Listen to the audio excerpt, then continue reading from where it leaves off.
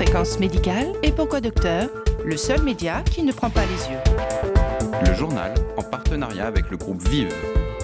Docteur Jean-François Lemoine.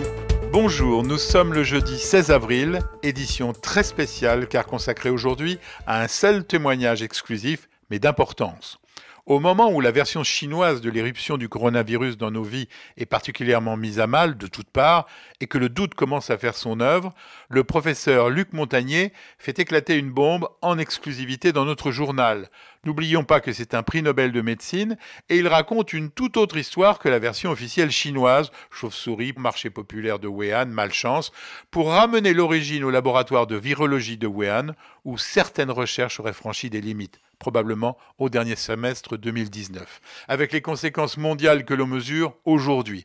Alors écoutez-le, l'argumentation est étayée, impossible à notre niveau de la vérifier, et bien évidemment je lui ai posé la question du complotisme qui sera inévitablement évoquée. Professeur Montagnier, bonjour. Ce coronavirus a été décodé assez rapidement par rapport à d'autres, comme celui du VIH qui vous a valu votre prix Nobel de médecine, mais selon vous, ce décryptage est incomplet. C'est-à-dire que le laboratoire de la ville de Wuhan s'est spécialisé sur ce type de virus, ces coronavirus, depuis très longtemps, depuis le début des années 2000. Donc, ils ont une expertise dans ce domaine, et ce qui m'a poussé à regarder de près, si vous voulez, la description du génome, c'est-à-dire la séquence de l'acide nucléique, qui est un ARN, de ce virus. Voilà, alors ça c'est le début, si vous voulez, d'une analyse qui a été faite, non seulement par moi, mais aussi surtout par mon collègue mathématicien, qui s'appelle Jean-Claude Pérez, et qui continue maintenant à développer ce que j'appellerais une biomathématique, c'est-à-dire l'application des mathématiques à la biologie.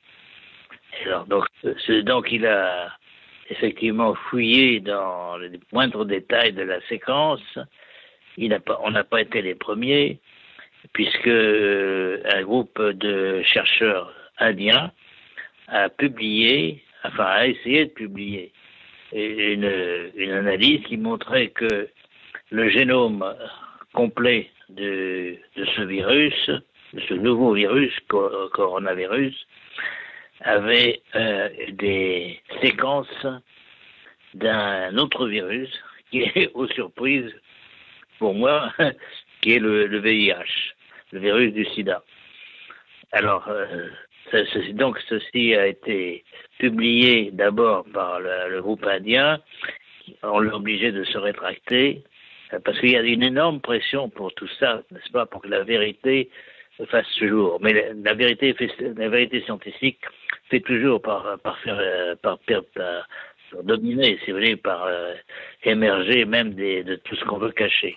On peut comprendre que trouver des morceaux de VIH dans ce coronavirus a dû vous troubler, mais n'est-ce pas tout simplement une mutation naturelle de ce virus dans l'organisme d'un malade atteint du sida ? Non, parce que, si vous voulez, pour insérer une séquence de VIH dans le génome, il faut avoir des outils moléculaires. C'est pas le patient qui va le faire. C'est l'homme de laboratoire. Maintenant, il y a quelques années, c'était dur. Maintenant, c'est beaucoup plus facile. Beaucoup plus facile maintenant. Cette hypothèse naturelle étant levée, ce ne peut être donc qu'une manœuvre délibérée. Alors, l'hypothèse, c'est que ce virus sort du laboratoire de Wuhan. Il y a un laboratoire de haute sécurité, malgré tout. Ce virus a échappé peut-être à ses promoteurs. Et donc, l'histoire du marché aux poissons est une belle légende, si vous voulez, mais c'est pas possible. Il y a très peu de choses qu'un virus de chauve-souris, parce qu'au départ, donc, ils ont travaillé sur un modèle qui est le virus de chauve-souris, et c'est ce virus-là qu'ils ont modifié. Mais leur but était de fabriquer une arme biologique, un virus agressif, ou ce qui serait plus tolérable, fabriquer un vaccin contre le sida ? Je pense, c'est l'hypothèse la plus raisonnable, c'est de penser qu'ils voulaient faire un vaccin contre le VIH, donc, et utiliser un coronavirus qui, en principe, pouvait être atténué et ne pas donner de maladie comme vecteur, si vous voulez, comme porteur des antigènes, enfin des parties de molécules du virus du sida qui pouvaient servir à un vaccin. C'est donc l'histoire de l'arroseur arrosé version tragique. Voilà, c'est un travail d'apprenti sorcier, si vous voulez. Alors, c'est parce que malheureusement, enfin, on connaît beaucoup de choses en biologie moléculaire, on peut faire des bricolages, mais on a oublié, ou plutôt on n'a pas perçu le fait que nous sommes dans la nature depuis nos ancêtres sont là depuis des millions d'années, et la nature ne tolère pas n'importe quoi. C'est-à-dire qu'il y a des harmonisations, et c'est ce que mon collègue Pérez a beaucoup développé dans les années précédentes, c'est-à-dire que la nature n'admet pas n'importe quelle construction moléculaire, ou si elle les souffre, elle essaye de les éliminer. Et c'est ce qui est en train de se passer. Selon vous, la nature nous offre un rattrapage. Alors, c'est la deuxième partie de mon message, si vous voulez. Ce qui est en train de se passer, c'est que la nature élimine ces corps étrangers du génome du coronavirus, et on assiste à un nombre de mutations spectaculaires, ce qu'on appelle maintenant des délétions, parce qu'on enlève justement les morceaux qui ont été insérés, les morceaux du VIH. La nature les enlève spontanément au fur et à mesure que le virus passe d'un patient à l'autre. Et ça, on le voit maintenant. Surtout, c'est les patients américains qui ont été les derniers infectés. Et on voit ça sur la côte ouest, la côte pacifique des États-Unis, à Seattle par exemple, où là justement le virus qui infecte commence une dégringolade énorme dans cette petite partie du génome du coronavirus. Une lueur d'espoir. C'est une lueur d'espoir. C'est une lueur d'espoir pour penser que même si on ne fait rien, les choses vont s'arranger. Mais quand même au prix de beaucoup de morts.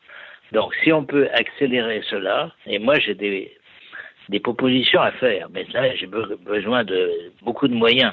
J'ai besoin de moyens, mais je pense qu'on peut, par des ondes, si vous voulez, des ondes interférentes, avec les ondes qui sont derrière ces séquences d'ARN, on pourrait peut-être éliminer, même chez les patients, on pourrait éliminer ces séquences par des ondes. Tout ce que vous venez de nous expliquer, professeur Montagnier, est à la fois clair mais aussi terrifiant. Vous avez la crédibilité du chercheur reconnu et l'aura de votre prix Nobel, mais ne risque-t-on pas de vous taxer de complotiste ? Non, les complotistes, c'est plutôt le camp inverse, celui qui cache la vérité. Je vois que les Chinois, moi j'ai beaucoup d'amis en Chine et j'estime la Chine, etc. J'ai passé d'ailleurs plusieurs semaines, juste avant l'histoire du corona, j'étais en Chine. J'estime que le gouvernement chinois faciliterait beaucoup les choses en reconnaissant qu'il y a eu des choses qui se sont passées dans son laboratoire de haute sécurité à Wuhan. De toute façon, la vérité va éclater. Si vous voulez, ce que j'ai dit sur les séquences, les insertions de séquences étrangères, il n'y a pas seulement les rétrovirus, il y a aussi d'autres séquences, par exemple du germe de la malaria, etc. Donc, tout ceci indique que quelques personnes, je ne sais pas qui, c'est pas mon rôle d'accuser quelqu'un, quelques personnes ont voulu profiter peut-être d'avoir l'idée de faire un vaccin contre le virus du sida, en insérant donc des séquences de ce coronavirus. Bon, voilà. Alors, si le gouvernement chinois reconnaissait ça faciliterait les choses, mais c'est à lui de prendre ses responsabilités. Bon, et je répète la voie d'interdire actuellement maintenant des publications sur l'origine du corona sans avoir le visa des autorités gouvernementales chinoises, c'est une aberration, et surtout ça donne l'idée que la science maintenant ne dépend pas de la vérité, de la vérité des choses, mais de la volonté de personnes. Alors ça, c'est très très mauvais pour la réputation de la science. Donc personne à ce moment-là n'aura confiance dans ce qu'on vous dit sur la science, sur les résultats, s'ils sont fabriqués, n'est-ce pas? Et si on empêche la vérité d'éclater. Donc c'est une très mauvaise position. J'espère que le gouvernement chinois ira jusqu'au bout. Je crois qu'il commence à reconnaître que des travaux ont été faits sur le corona. Il faut savoir qu'il y a eu une aide américaine, financière importante au moins, mais peut-être aussi scientifique, à ces équipes chinoises. Donc ça n'est pas seulement une origine chinoise de cette affaire, mais bon, il faut attendre. Donc si vous voulez, mon but n'est pas de faire une enquête policière et d'accuser des personnes. Je pense que c'est une erreur. Errare humanum est, disait-on, n'est-ce pas, au latin. L'erreur est humaine. Et par exemple aussi, autre exemple récent, l'Iran a tué beaucoup de personnes d'un avion, en se trompant. Ils l'ont reconnu. Bon. Ils l'ont reconnu. Alors, j'espère que la Chine est assez grande elle-même pour pouvoir reconnaître une erreur. Merci, professeur Montagnier. C'est clair et glaçant. Cette édition Radio Fréquence Médicale se termine sur cette interview exclusive du professeur Montagnier, qui, je suppose, va avoir un certain retentissement. D'ailleurs, envoyez-moi vos commentaires.